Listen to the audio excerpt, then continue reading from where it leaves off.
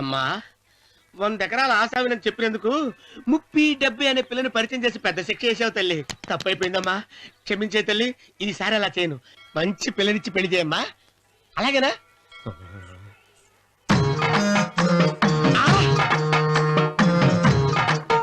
తల్లి అమ్మా, అమ్మా సూపర్ ఫిగర్ తల్లి.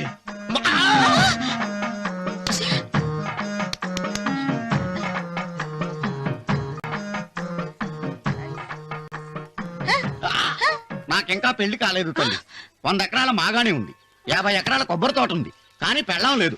పెళ్లిళ్ళ సీజన్ అయిపోతుంది. మంచి పిల్లని చూపెట్టి పుణ్యం కట్టుకో తల్లి. నాకు కూడా పెళ్లి కాలేదు తల్లి. నేను నీకు పురాతన భక్తురాలిని కదా. 7 అంతస్తుల మేడనిచ్చావు, 7 వరాలు నగలిచ్చావు, కానీ మొగుడు లేడా? తొలి ప్రేమ మీద నీకు నమ్మకం ఉందా? పట్టు చీరా. మలి ప్రేమ మీద నీకు నమ్మకం ఉందా? సిలుకులాల్చి ఉంది 7 అంతస్తుల మేడ. నేను నీకు నచ్చేనా? 100 ఎకరాల ఆసామి. నువ్వు తప్ప ఎవ్వరూ నచ్చరు. వచ్చే మంగళవారం నా ఇంటికి ఒకసారి రండి, నన్ను చూసుకోడానికి.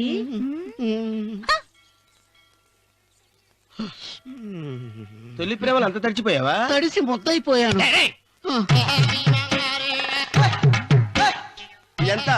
30. ఇదెంత? 70. అంతే కదా. ఇప్పుడు నువ్వు తొలి ప్రేమలో పడ్డావే, నా దగ్గరికి వెళ్ళి ఇది 30 ఇది 70 అని చెప్తే దాన్ని చేసుకో. అలాగే.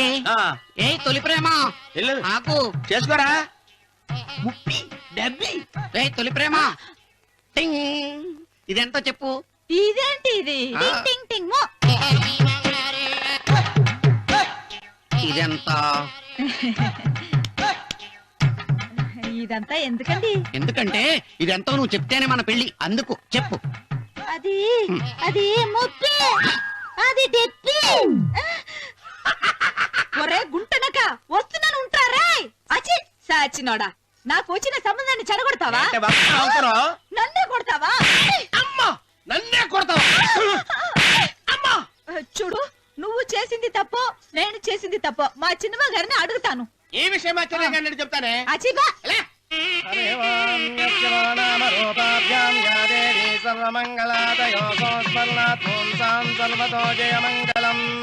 శ్రీమంగళ గౌరీ దేవతాయే నమః. అమ్మా తమ రెండో కోడను కూడా తీసుకొచ్చి కూర్చోబెట్టండి.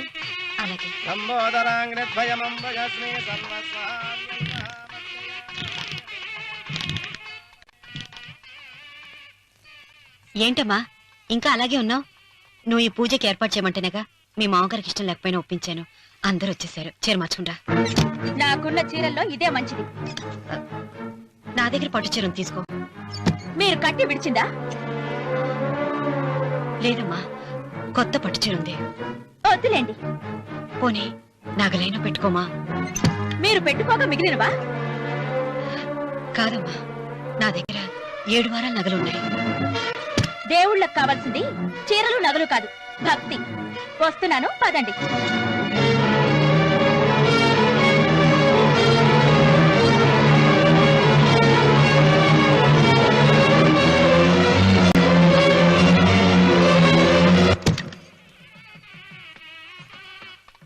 అమ్మా రెండో కోడను త్వరగా తీసుకురండి. ఈ హోరాలోనే వ్రతం పూర్తి చేస్తే చాలా మంచిది.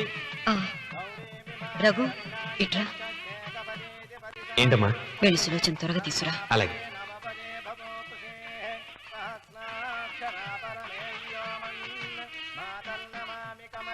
ఏమంది? రానుందమ్మా. ఎందుకని? ఎందుకని ఇంతమంది అడుగుతున్నారా? ఈ వ్రతం పెట్టింది ఎందుకు? నా పెద్ద కోడలు కోటీశ్వరాలు, అందుకే 25,000 రూపాయల పట్టు చీర కట్టుకుని 10 లక్షల రూపాయల బంగారం ఒంటి మీద వేసుకుందని గొప్పగా చూపించి, నా రెండో కోడలు ఏమీ లేదన్న నమ్మకానికి కదా. మాట్లాడక. అమ్మా నీ కొత్త పట్టు చీర నగలు తనకివ్వమ్మా. ఇస్తానన్నాను రా, తానే వద్దంది. అయ్యో అయ్యో అయ్యో, ఎంత అబద్ధం! ఇస్తానన్నారా? మీరు ఇస్తానన్నారా? చూసారా చూసారా ఎంత అబద్ధం ఆడుతున్నారు? మీ మొహానికి ఈ నేత చీర వస్తున్నాడు చాలే అనలేదు. నాగసులు వచ్చిన మీరు అలా అన్నారని ఈ ఇంటి మూలంగా చచ్చిపోయిన మా నాన్న మీద ఒట్టేసి చెప్తున్నారు. మీరు మీ ఆయన మీద ఒట్టేసి చెప్పండి. నేను మా ఆయన మీద ఒట్టేసి చెప్తున్నాను. ముత్తైదువులను పిలిపించింది పసుపు కుంకుమలు గాజులు ఇచ్చి పంపటానికి గాని, ఈ ఇంటి 4 గోడల మధ్య జరిగిన దానికి సాక్ష్యాలు రుజువులు ఇప్పించి పంపటానికి కాదు. నాగసులోచన, ఈ ఇంటికి 2 సింహద్వారాలున్నాయి. దేవుడిని ప్రేమించే వాళ్లకు ఒక గుమ్మం, దేవుడిని ద్వేషించే వాళ్లకు రెండో గుమ్మం. నీ ఇష్టం వచ్చిన గుమ్మం వైపు నువ్వు వెళ్ళవచ్చు.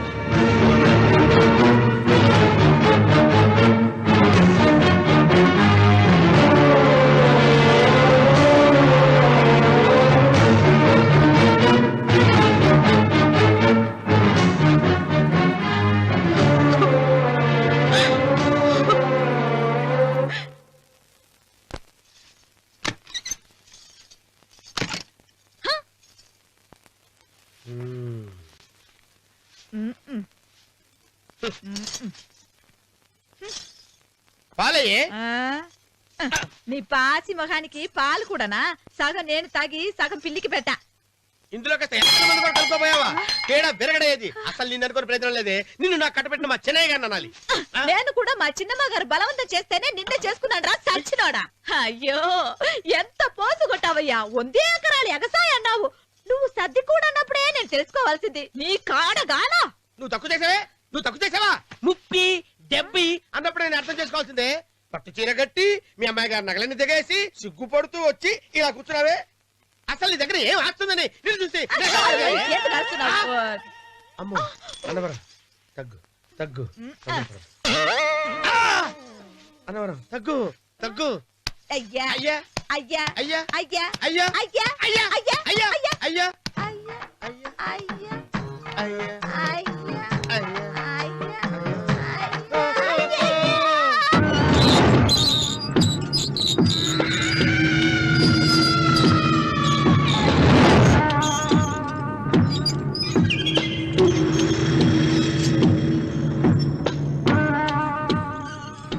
ఏమండి అటు చూడండి. పిచ్చిపోతే లేక్కడి నుంచి. నువ్వు తిను మావయ్య. ఏ ఇంటికి నా కోసం వచ్చావు. నిన్ను నేను గౌరవించుకోవాలి కదా. అది మా నాన్న కూర్చుని ఉయ్యాల వల్ల. ఆహా, రేపు ఆయన చచ్చిపోతే ఎవరు కూర్చుంటారు? ఆయన బూడిద పోసి పెడతారా? సులోచన రఘు లేడు. ఎందుకు అలా అరుస్తారు?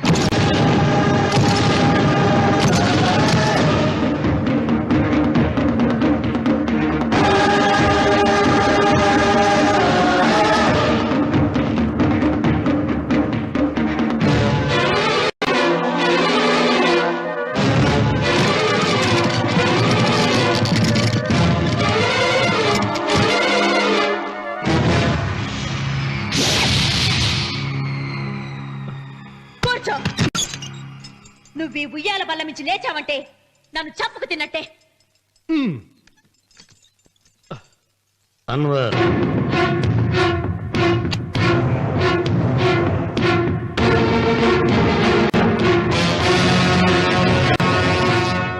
నువ్వు కూర్చో మావయ్య.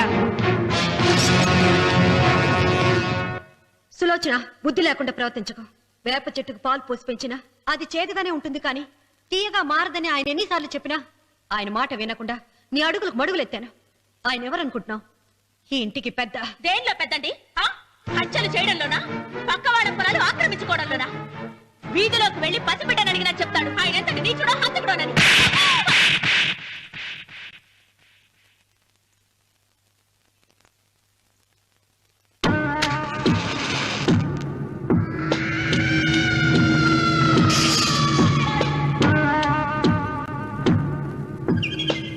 అమ్మా, నువ్వెన్నైనా చెప్పు, నా భార్య మీద చేయి చేసుకోవడం నేను సహించలేను. రఘు, అన్నయ్య నీ భార్య మీద చేయి చేసుకోవడం తప్పే, కానీ దానికోసం వాటాలు పంచమని చెప్పడం న్యాయం కాదురా. నాన్న అన్నయ్యని కూడా తన వాటా తీసుకుని వెళ్ళిపోమంటున్నారు. కావాలంటే నేను నీ భార్య కాళ్ళు పట్టుకుని క్షమాపణ చెప్తాను రా. అమ్మమ్మమ్మమ్మమ్మమ్మమ్మమ్మమ్మ, నేను 100 సార్లు మీ కాళ్ళు పట్టుకుంటాను. మా బతికేదో మమ్మల్ని బతకనివ్వండి. ఏంటి నించున్నారు? రండి, అక్కడ ఎదురు చూస్తున్నారు. చేసినంత చేసి కాళ్ళు పట్టుకుంటుందట మహాతల్లి. నీ కన్నీళ్లకు రాళ్లు కరుగుతాయి గాని కన్నవాళ్లు కరగరు సీత. సీత, వాళ్ళు చిన్నపిల్లలుగా ఉండేటప్పుడు ఎంత సంతోషంగా ఉండేవాళ్ళం. వాళ్ళు పెరుగుతుంటే ఆ సంతోషం తరిగిపోతూ ఉంటుంది. వాళ్ళు మన భుజం దాటి పెరిగాక ఇక గడప దాటి ఎప్పుడు వెళ్ళిపోతారా అని ఎదురు చూడటమే మన పని. బాధపడ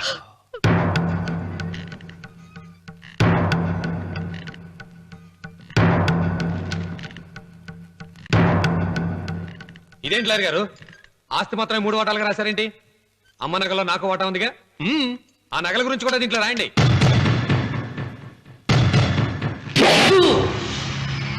అది మీ తాత పిత్రార్జితం కాదు, నా స్వార్జితం కాదు.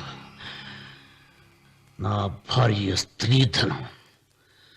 అందులో వాటా ఎవరికి రాదు, లేదు. ఓహో, అమ్మ గదిలోకి వచ్చేడిస్తే నా మీద ప్రేమ అనుకున్నాను.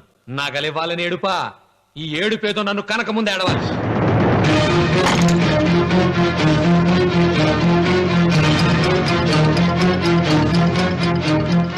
ఏయ్, మీ అమ్మను ఎంత మాట అన్నావురా?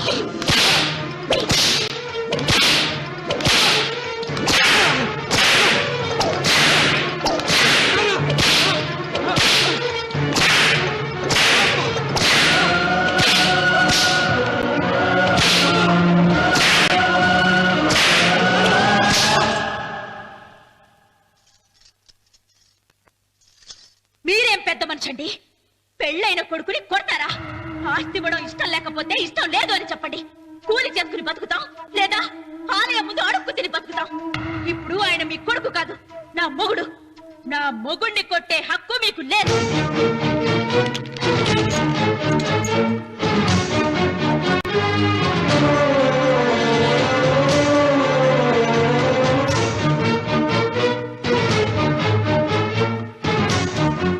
రఘు, నీకు కావాల్సింది ఈ నగలేగా తీసుకొచ్చాను, తీసుకోరా. వద్దమ్మా, వద్దు. కాదన్నయ్య. వద్దమ్మా, నా మాట విను. ఒక తల్లి కడుపున పుట్టకపోయినా నన్ను అన్నయ్య అని పిలిచావు. నా ఇల్లు నీకు పుట్టిల్లమ్మా. ఆడపడుచు బతుకుండగా పుట్టిన నగలు పంచడం శుభం కాదమ్మా, శుభం కాదు. రే రఘు, ఆ నగలి బదులుగా నా పొలం, నా ఇంట్లో ఉన్న బంగారంతో నీకు ఇచ్చేస్తాను. తీసుకెళ్ళిపోరా. అలాగే లాయర్ గారు, అవి కూడా రాయండి.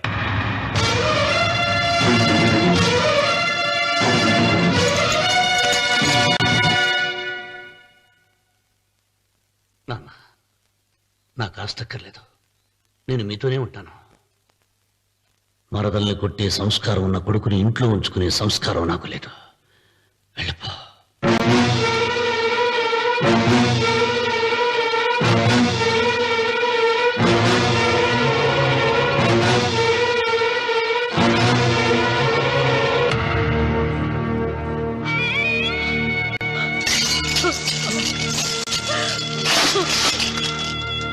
సీతమ్మ, అమ్మా సీతమ్మ, సీతమ్మ.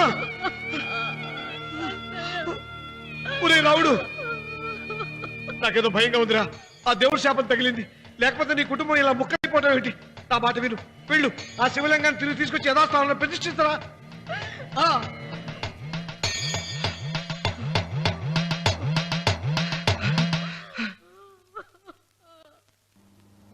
ఇదేమిట్రా రావుడు, శివలింగాన్ని తీసుకొస్తానని బయలుదేరి ఆలయం దగ్గర తీసుకొచ్చావేంటి?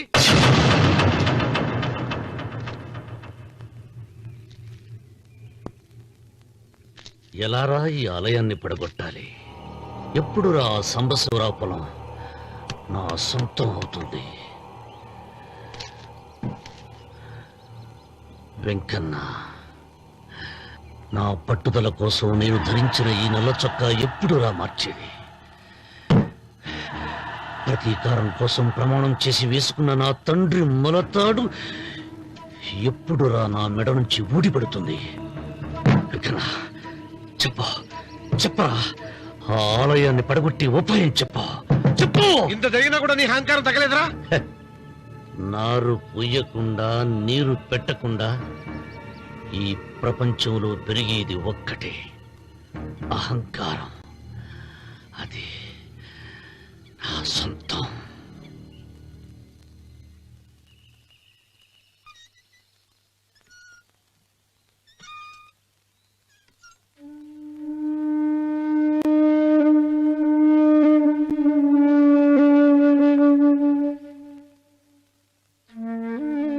పిల్లలు వెళ్ళిపోయారు, కోడళ్ళు వెళ్ళిపోయారు.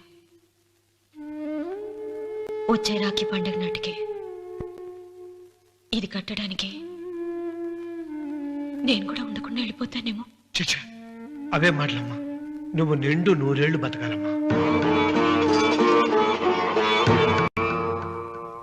15 రోజులు కూడా పిల్లలు లేకుండా బతకలేకపోతున్నదని నూరేళ్ళు ఇలా బ్రతకలన్నయ్య.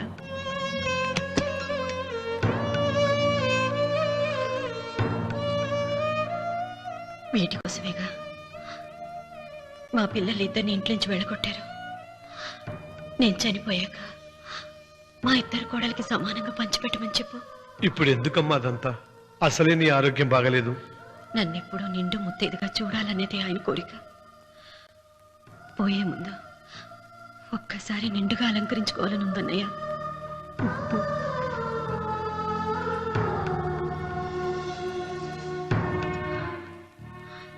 ఈ అన్నయ్య లేకపోతే నా ఈ కోరిక తీరేది కాదు. నీ చేతులతో అలంకరించన్నయ్య.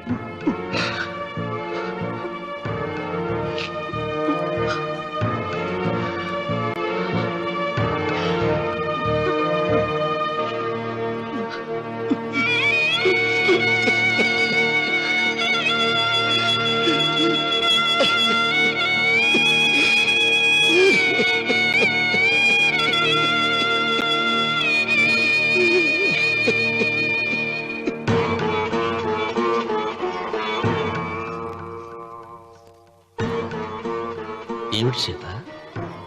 వడ్డానం పట్టట్లేదు, సరిగ్గా పెట్టండి. పేరంటానికా? భర్త ముందు అలంకరించుకుని కూర్చోవడం కంటే ఆడదానికి వేరే పేరంటే ఉంటుంది చెప్పండి. ఏమండి, మీరు ఉత్తమ జాతి స్త్రీ రెండో కోరిక కోరదు అన్నారు. అందుకే మిమ్మల్ని అడగలేకపోయాను. కానీ చనిపోయే ముందు నీ ఆఖరి కోరిక ఏమిటి అని అడుగుతారు. నా ఆఖరి కోరిక ఆ శివలింగాన్ని తీసుకొచ్చి ఇంటి ముందు ప్రతిష్ఠించండి. సీత, పళ్ళు గట్టిగా ఉంటాయని, నాలుక మెత్తగా ఉంటుందని మనం పళ్ళకే ఎక్కువ విలువనిస్తాం. వయసు పైన పడుతుంటే ఒక్కొక్క పన్ను రాలిపోతుంది. వయసు పెరుగుతున్న కొద్దీ ఒక్కొక్క బిడ్డ దూరం అయిపోతాడు. కానీ నాలుక మాత్రం భర్తకు భార్య లాంటిది, భార్యకు భర్త లాంటిది. బ్రతికినంతకాలం తోడుగా ఉంటుంది. బిడ్డలు దూరం అయిపోయారని ఏదోదో మాట్లాడుతున్నా. సీత, నా మీద కోపం వచ్చిందా?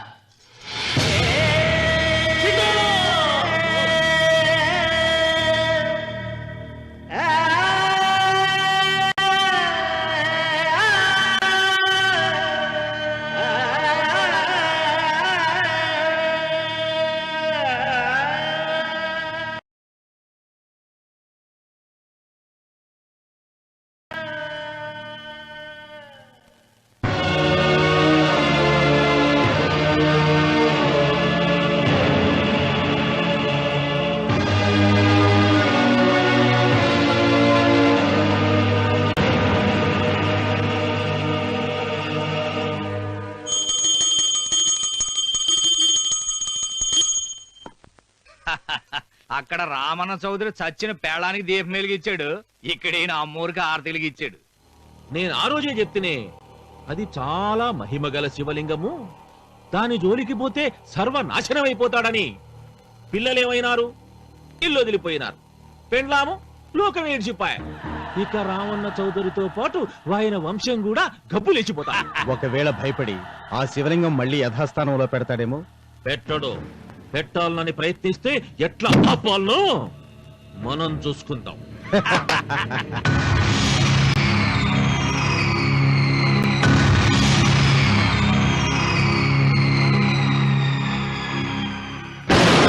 ఆలయాన్ని పడగొట్టించి ఆలయమే లేదు కాబట్టి ఇక పొలం ఎందుకని ప్రశ్నించి అప్పుడు నా స్వాధీనం చేసుకుంటాను.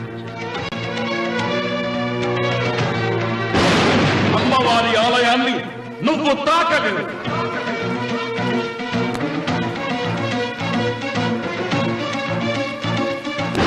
ఆ ఆలయాన్ని పడగొట్టక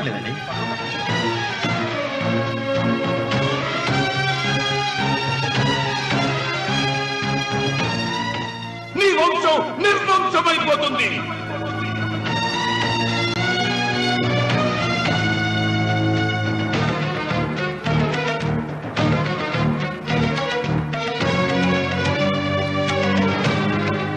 ఆ శివలింగాన్ని తీసుకొచ్చి ఇంటి ముందు ప్రతిష్ఠించండి.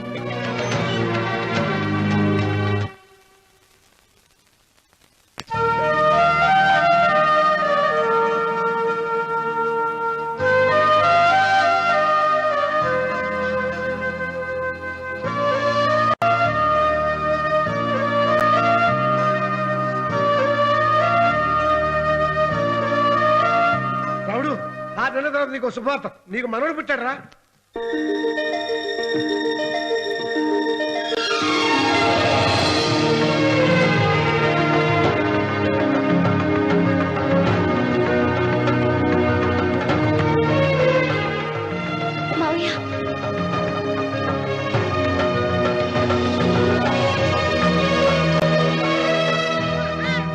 నా వంశం నిర్వంశం అయిపోతుందని జటాధారి శపించిన ఎదిరించి నా ఇంట పుట్టిన మొదటి వంశాంకురం.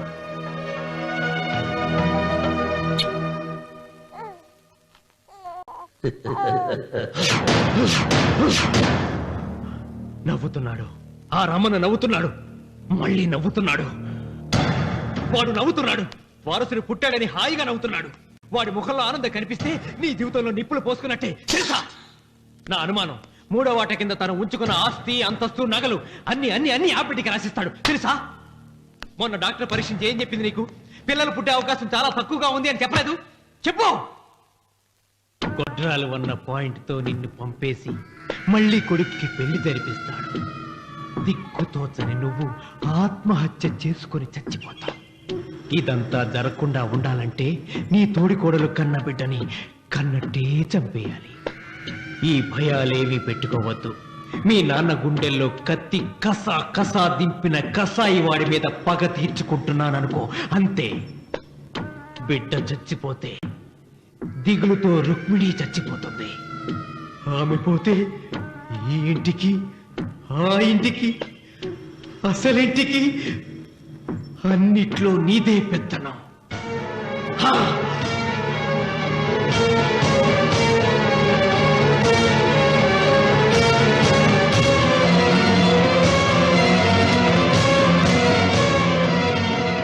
నాకు చిన్న సాయం చేయాలి. చేస్తావా? ఏంటమ్మా? బిడ్డకి పాలల్లో విషం కలపాలి. అయ్యో, నేను నడ్డాను కాదమ్మా.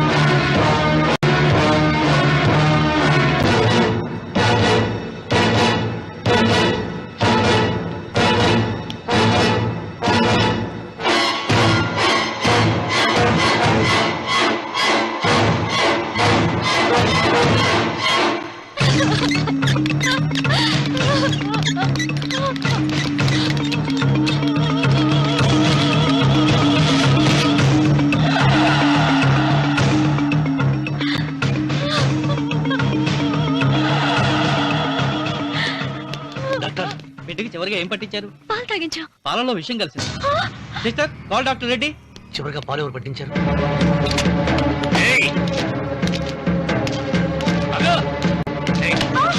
పాలలో ఏం కలిపావు? నాకేం తెలియదు బాబు. నిజం చెప్పు. చెప్పదు బాబు. మీ మరదలే డబ్బిచ్చి బాబుకు పాలలో విషయం కలపమని చెప్పింది.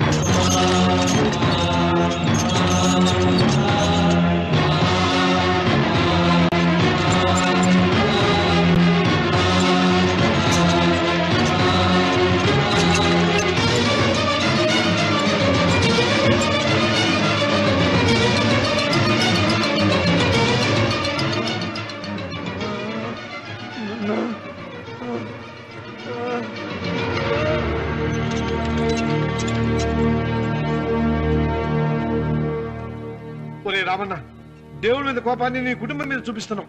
కింద జన్మలో చేసిన పాపం వల్ల నీ తండ్రి అలా అయిపోయాడు, కానీ ఈ జన్మలో చేసిన పుణ్యానికి కాదురా.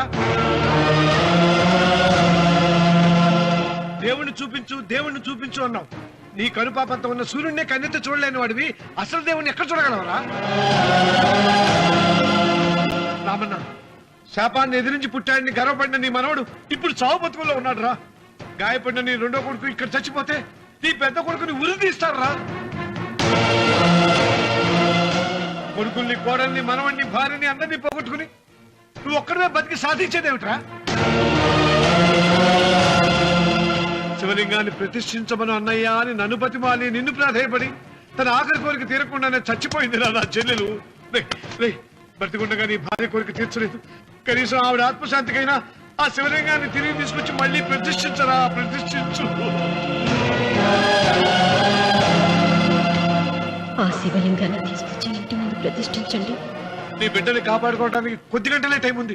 శివరాత్రి ఘడియలు ముగిసిపోతే నీకు పశ్చాత్తాపం మిగిలిపోతుంది తప్ప వంశం మిగలదురా. వెళ్ళు, త్వరగా వెళ్ళరా.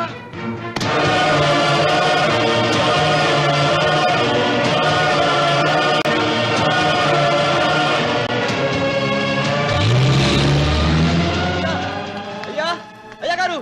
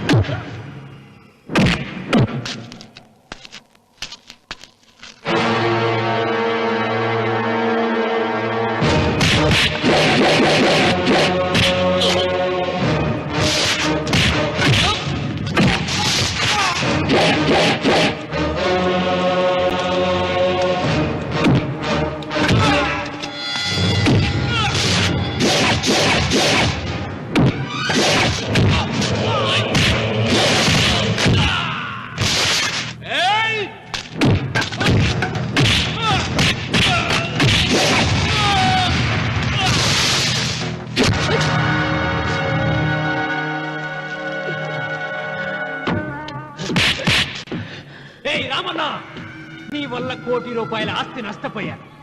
నేను ఇష్టపడిన సీతను నాదానిగా చేసుకోలేకపోయాను.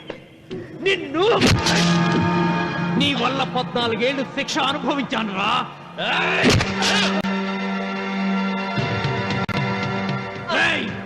ఒంటరితనం నాకు అంటగట్టిన నిన్ను నీ కుటుంబంతో కలిసి ఉండనివ్వనురా.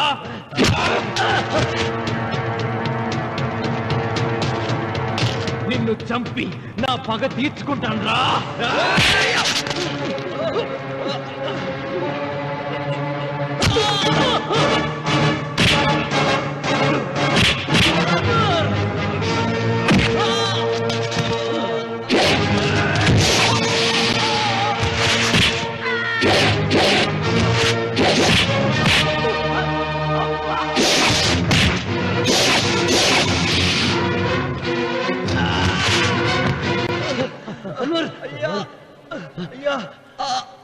శివలింగం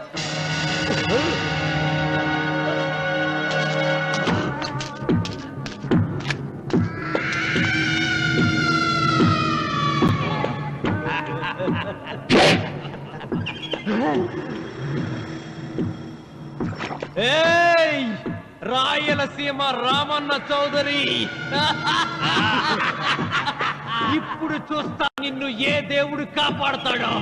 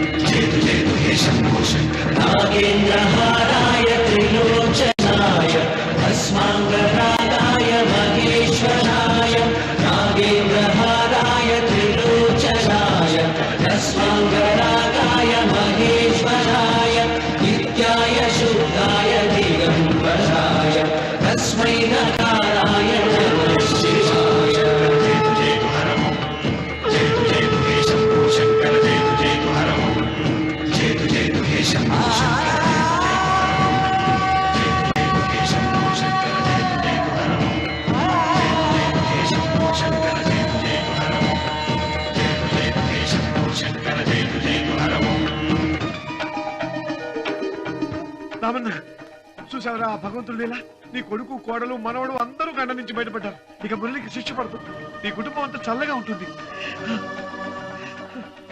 సీతమ్మ ఆత్మ ఇప్పుడు శాంతిస్తుందిరా.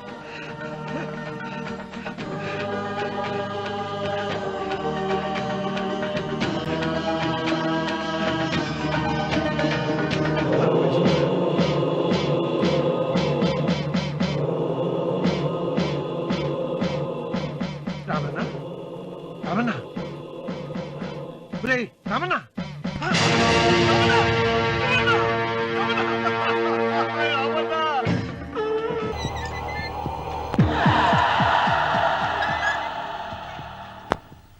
అన్వర్, అయ్యా 100 మంది పనివాళ్లను ఒక బుల్డోజర్ను ఆలయం దగ్గర తీసుకురా. దాన్ని పడగొట్టించాలి. ఒరే రావుడు, అబ్బాయి పెళ్లి వరకు ఆగమన్నారు, అంగీకరించాను. ఇప్పటికి ఆగే ప్రసక్తి లేదు. దేవుడి జోడికి వెళ్తే మహాపాపం రా. దేవుడా? వాడి పేరేంటి? శివుడు. మరి బ్రహ్మ, విష్ణువు, రాముడు, కృష్ణుడు, వినాయకుడు, సుబ్రహ్మణ్యం, లక్ష్మి, సరస్వతి, పార్వతి వాళ్ళు దేవుళ్లే. అల్లా, క్రీస్తు వాళ్ళు దేవుళ్లే.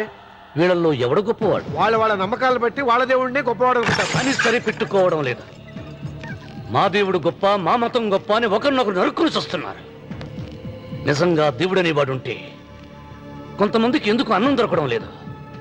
కొంతమంది చిన్న వయసులోనే విధవరాళ్ళు ఎందుకు అవుతున్నారు? కొంతమంది పశ్చిమలోనే తల్లిదండ్రులు ఎందుకు పోగొట్టుకుంటున్నారు? అది వాళ్ళ కర్మ. కర్మ అంటే పూర్వజన్మలో చేసుకున్న పాపం. ఆ పాపం నుంచి నీ దేవుడు కూడా వాళ్ళని రక్షించలేడా? రక్షించలేడు. అటువంటప్పుడు నీ దేవుడికి పూజనెందుకు చెయ్యాలిరా? కన్న బిడ్డల్ని సరిగా చూడలేని వాడు తండ్రి కాదు, అందరికీ అన్నం పెట్టలేని వాడు దేవుడు కాదు. వెంకన్న, నువ్వు సద్బ్రాహ్మణుడివి. వేదాలు చదివావు, ఉపనిషత్తులు చదివావు, పురాణాలు చదివావు. నేను ఏమీ చదువుకోలేదు. అసలు దేవుడి ఆకారం ఎలా ఉంటుందో చెప్పు. ఆయనకు ఆకారం లేదు, నిరాకారుడు. అటువంటప్పుడు గుడులెందుకు, గోపురాలెందుకు, వాటిలో విగ్రహాలెందుకురా? నేను చెబుతాను వినరా. గాలి దేవుడు, అది మనం పీల్చకపోతే చచ్చిపోతాం. నీరు దేవుడు, అది మనం తాగకపోతే బ్రతకలేము. భూమి దేవుడు, అది లేకపోతే మనకు అన్నం దొరకదు. అమ్మా నాన్న దేవుడు, వాళ్ళు లేకపోతే మనం అసలే లేవు. చదువు నేర్పిన గురువు దేవుడు, కష్టంలో, నష్టంలో, సుఖంలో, దుఃఖంలో దగ్గరుండి స్నేహితుడు. స్నేహితుడు అంటే నువ్వు నాకు దేవుడివి, నీకు మొక్కుతాను రా. అంతేగాని ఆ నల్ల రాళ్ళకి రెపరెక్కి కాదు. అంటే గుడి మెట్లకి మొక్కే వాళ్ళంతా మూర్ఖులా? నైవేద్యం పెట్టి నమస్కారాలు చేసే వాళ్ళంతా పిచ్చివాళ్ళ? గుండు గీయించుకుని పొర్లు దండాలు పెట్టేవాళ్ళంతా అమాయకులా? అవును. ఒక గుడి చూపించి ఆ గుడిలో దేవుడు వరాలు ఇవ్వడు అని చెప్పు. ఆ గుడి మెట్లలో ఒక్క మెట్టు కూడా ఎవడో ఎక్కడ. నైవేద్యం పెడతారన్నావు కదూ, ఎందుకో తెలుసా? పెట్టిన క్షీరాన్నాలు, దద్దోజనాలు, పులిహోరాలు మనం మెక్కుతామని తెలిసి, అదే దేవుడు తింటాడని తెలిస్తే శనగ చెక్క, ఒక బెల్లపు ముక్క కూడా పెట్టరా. వెంట్రుకలు ఇస్తారన్నావు కదూ, దేనికి? మళ్ళీ ములుస్తాయన్న ధైర్యంతో. గుండు గుట్టించుకున్నాక జన్మలో ఒక్క వెంట్రుక కూడా మొలవదు అని చెప్పు. ఒక్కడు కూడా గుండు గుట్టించుకోడు. ఒరే రావుడు, గీతలో శ్రీకృష్ణుడు ఏం చెప్పాడో తెలుసా? చిచి! 16,000 మంది గోపికలతో సరసం, 8 మంది పెళ్లాలతో కాపురం చేసిన కృష్ణుడు ఎలా వేల్పు? వాడు చెప్పిన గీత మన తల రాత. వెంకన్న, నా దృష్టిలో భగవంతుని పూజించే వాళ్ళు 2 రకాలు. భయంతో పూజలు చేసేవాళ్ళు, ఆశతో మొక్కేవాళ్ళు. పాపం చేశాం, ఆయనకు దండం పెట్టి చేసిన పాపాన్ని ఏదో ఒక రూపంలో హుండీలో వేసేద్దామనుకునే వాళ్ళు మొదటి రకం. మొక్కితే ఏదో దక్కుతుందని ఆశపడేవాళ్ళు 2వ రకం. నా భూమి నేను సొంతం చేసుకున్నాను కాబట్టి అది పాపం కాదా? భయం లేదు, ఏదో అయిపోవాలనే ఆశ, తపన నాకు లేదా? ఈ రామన్న చౌదరి నిన్న జరిగింది మర్చిపోడు, నేడు జరగాల్సింది వాయిదా వేయడు, రేపటి గురించి ఆలోచించడు.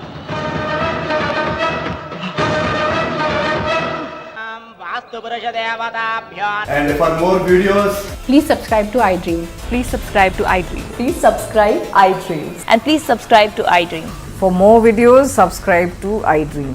Please like, share and subscribe to the channel. Congratulations iDream. Subscribe to iDream. Subscribe to iDream. So subscribe to iDream Media. iDream కి iDream టీమ్ అందరికి huge congratulations. Please subscribe iDream Media.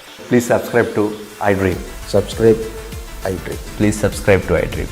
iDream అంటే నా కళల channel subscribe చేసుకున్న నోరు తిరుగుతలేదు, మీరైతే గంట గుర్తు కొట్టండి. For more such videos, please subscribe to iDream. Subscribe to iDream. Please subscribe to iDream. Please subscribe iDream Media. Please do subscribe to iDream. Please subscribe to iDream Media. For best entertainment and information, please subscribe iDream. And don't forget to subscribe to iDream.